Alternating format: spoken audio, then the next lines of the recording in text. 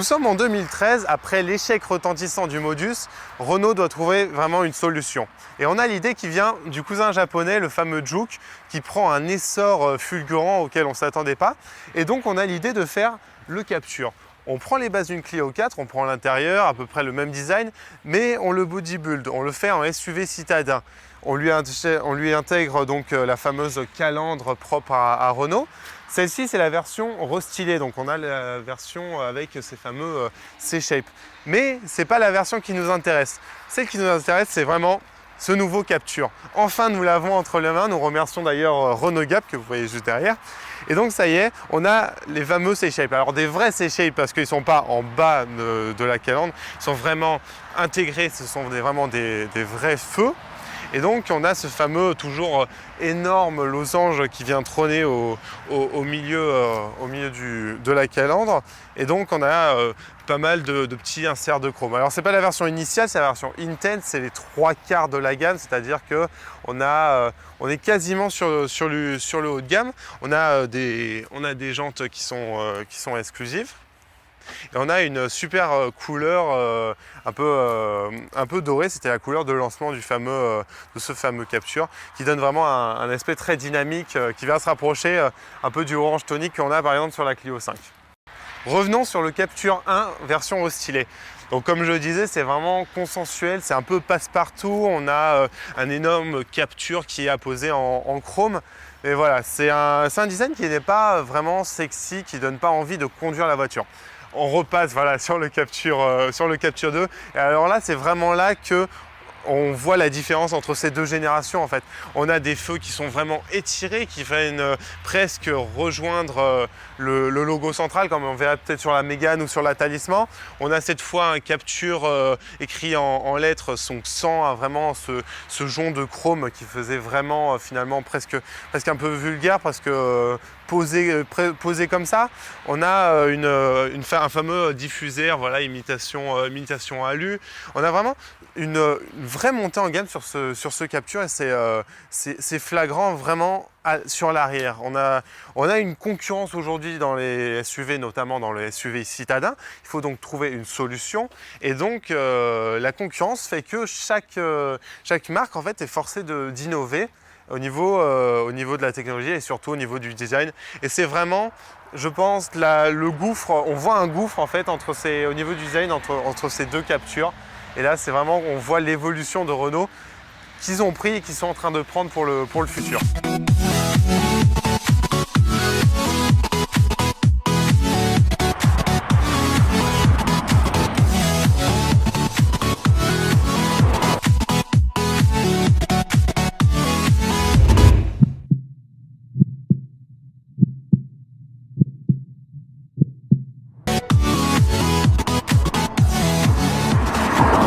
C'est vrai qu'on a un jeu de lignes sur ce nouveau Captur. On passait vraiment des Capturs première génération qui étaient plus tranquilles dans les lignes, qui étaient plus passe-partout. Là, on va dire que les designers se sont lâchés et ont pris le crayon. Déjà sur le capot, on a ce fameux double bosselage. Et c'est d'ailleurs super sympa de le voir quand on conduit. Ça donne l'impression de dynamisme, et vraiment le véhicule va en avant. En fait, il y a vraiment du dynamisme un petit peu partout. On a une imitation un peu alu, pareil. On a vraiment des prises d'air avec des finitions chromées. D'ailleurs, ces prises d'air, elles sont pas fictives. Hein. Il y a vraiment une aération. On peut voir l'air qui sort. Et on a alors les fameuses C-Shape, et donc du coup, qui dit technologie dit kit main libre, et qui dit on peut les allumer avec la télécommande de Renault.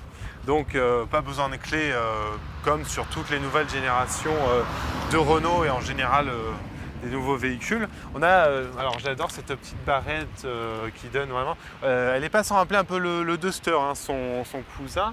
Et ça donne vraiment toujours ce dynamisme. On va le répéter beaucoup, ce nom. Mais voilà, toujours ce dynamisme. Alors moi, ce que j'adore, c'est vraiment... Alors les jeux des chromes, il y en a beaucoup. On va revenir vers l'avant. Mais il y a ce fameux jeu de chrome sur la calandre qui vient mourir entre les deux feux. Donc autour du C-Shape, ça fait vraiment très haut de gamme. Ça fait vraiment, au lieu de le faire mourir là, quasi bêtement. Voilà, on le fait mourir tranquillement ici. Et ça complète un petit peu le feu, ça le donne une plus épais, on va dire.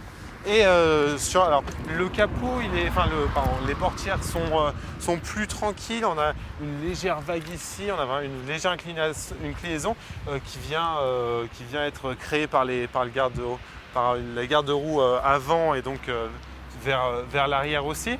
Et c'est vraiment sur l'arrière qu'on s'est lâché. Donc on a avec la canule d'échappement apparente pour donner un côté sport et pareil aussi un petit diffuseur imitation alu. Donc c'est vraiment qualitatif, l'ensemble est vraiment qualitatif avec une petite fameuse antenne requin et le toit panoramique que notre ami Matvey essaye tant bien que bien de filmer. Ah putain.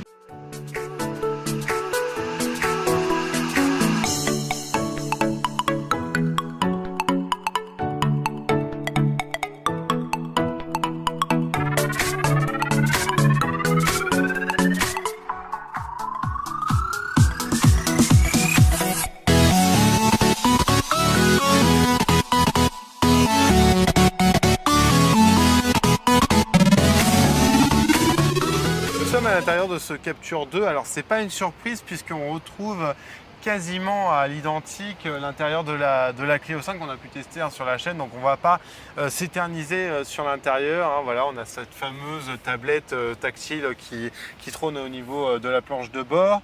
On a ces boutons d'aération qu'on avait salués déjà sur la Clio 5 pour l'intuition qu'on a à la prendre, voilà, le côté pratique et le côté aussi esthétique.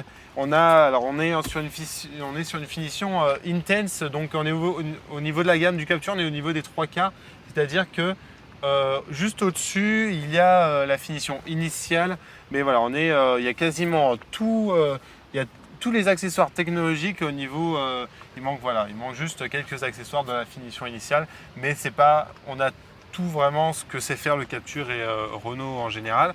On a une boîte EDC, donc automatique, avec un 150 chevaux. Et ça par contre c'est exclusif à cette Clio 5, le côté console quasiment flottante. Alors à moitié flottante puisqu'on n'a pas de trou ici pour poser par exemple son portable, on le pose ici. Et elle est rehaussée, on va dire, mais ça donne vraiment, quand on est à la place du conducteur, si on la regarde comme ça, on a vraiment cette impression d'altitude, on va dire, de cette console centrale. Voilà. On a beaucoup de plastique moussé, on va dire au niveau des finitions c'est assez correct, bien que peut-être un peu terne. C'est vrai tout est noir, donc sur la version initiale tout est un peu corrigé. Là, les touches de couleur, voilà, c'est cette imitation alu qui est assez qualitative d'ailleurs. Mais voilà, à noter qu'on a beaucoup de plastique moussé, donc il y a eu un effort de Renault quand même. Là, tout ça, sur toute cette planche de bord, toute cette console centrale, tout est en plastique moussé. Donc vraiment, il y a un effort quand même. On a de la concurrence et faut vraiment jouer dans la même cour, faire attention de ne pas se faire dépasser. Renault a très bien compris le message et on peut le voir d'ailleurs avec ces sièges qui sont hyper agréables. On adore la finition, un petit peu tissu, un peu toilé et ces sièges un peu semi-baquets avec en virgule un petit peu. Ça fait vraiment très design et très moderne, donc voilà. On salue vraiment l'intérieur, il est très correct. Du coup, alors le coffre, quand on arrive aux premières impressions, il est trop petit. On se dit pour un SUV c'est pas du tout correct. Voilà, comme pour son cousin le Juke, on a mis un fameux double plancher. Donc là vraiment le coffre est un peu plus correct et on peut facilement loger quelques valises.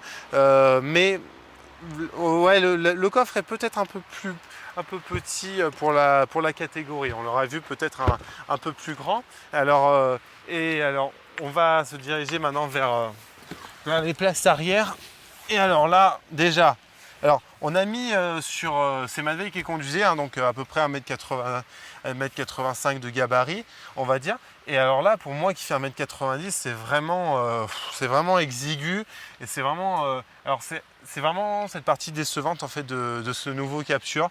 Alors déjà, bon, on a une ligne du coup qui est fuyante, donc du coup forcément on touche avec la tête le plafond, et là je touche le siège avant, et donc vraiment on se sent vraiment oppressé. Si je ferme la porte par exemple, là vraiment je me sens à l'étroit et je me sens vraiment pas à l'aise, donc c'est vraiment un petit peu décevant. Et alors la chose qui m'a marqué quand je suis rentré, j'ai fait: mais qu'est-ce que c'est que cette finition au niveau des aérations arrière? Ça fait vraiment, même sur la Clio 1, c'était pas aussi moche, quoi. Là par contre, c'est vraiment pas qualitatif. Sur même le design au niveau de la portière arrière, c'est vraiment pas beaucoup moins soigné par exemple qu'à l'avant. Alors oui, il y a du plastique moussé, mais le reste c'est que du plastique. Et là aussi, les grilles font très anciennes. Et donc du coup, on a vraiment un choc quand on rentre à l'avant du Capture et quand on est à l'arrière de ce Capture. Donc vraiment, l'arrière aurait pu être mieux soigné autant que l'avant, on va dire. En voiture.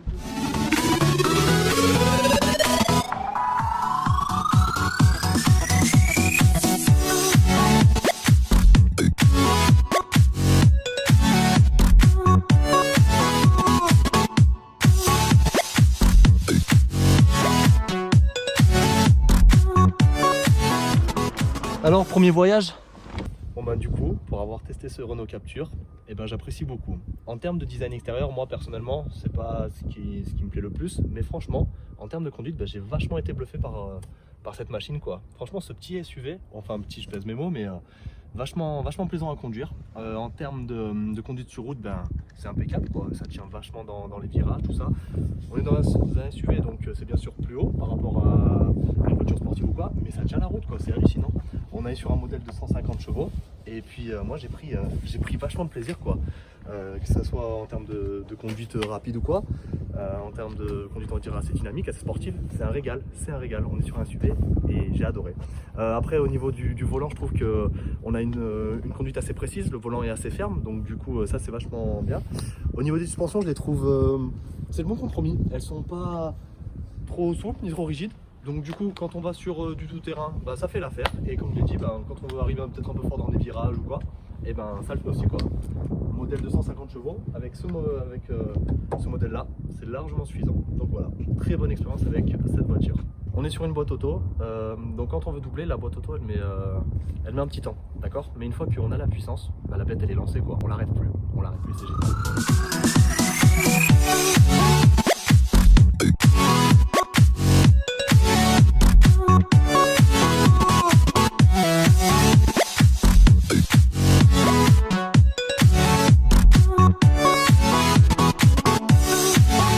Alors oui, c'est un SUV citadin, mais dans le mot SUV citadin, il y a SUV, et forcément du coup on n'a pas pu s'empêcher de l'emmener dans un terrain. Alors c'est pas son terrain de prédilection, parce que du coup SUV citadin, c'est plus un baroudeur des villes, il a plus le look que les compétences pour franchir ce genre de terrain. Mais du coup on y est. Alors faut y aller tranquillement, hein, faut pas l'oublier, du coup c'est un SUV citadin, ça va pas grimper aux arbres, hein, c'est pas un grand baroudeur, mais bon, si vous avez un petit chemin en terre avec quelques pierres, il fera bien le taf, et vous rajoutez des pneus neige, il grimpera bien, même s'il y a une petite partie enneigée. Donc c'est une bonne surprise, et c'est une bonne surprise sur ce genre de terrain qui n'est pas son terrain de prédilection, et encore plus sur la route.